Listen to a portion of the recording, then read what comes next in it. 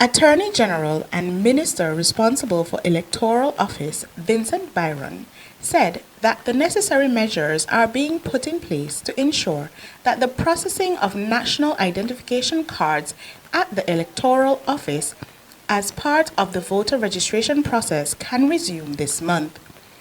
Minister Byron's remarks, made during the most recent Prime Minister's press conference, were based on information provided in a comprehensive report of the computerized system at the Electoral Office presented by the Director of Technology, Amicia Musundan. The report stated that the challenge currently being experienced at the office began in January 2019, when there was an inability to print the national ID card.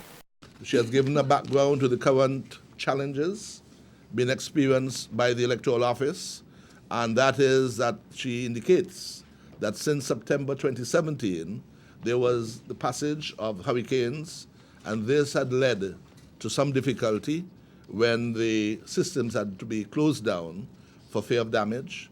And after the start, there was some difficulty in getting them re-established.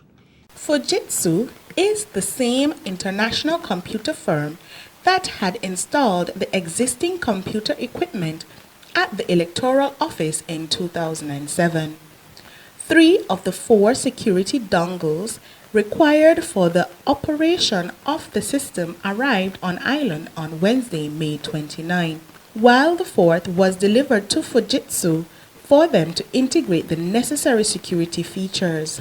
Fujitsu Caribbean, who were responsible for the implementation of this, and they have been working to ensure that there's a health and integrity of the civil ID applications. The current challenges being experienced began about January 21st, 2019, when there was an inability to print the national ID card.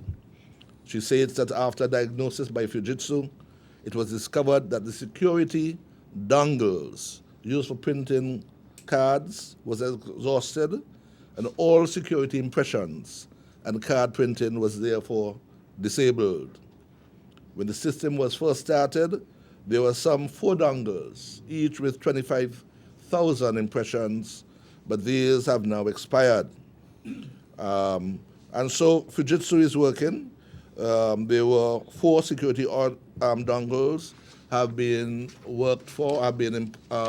requested by Fujitsu. This upgrade was also necessary on the server side of the application. AG Byron indicated that an upgrade of the application software at the Electoral Office was also necessary to ensure the proper function of the equipment. The upgrade was completed on April 25, 2019.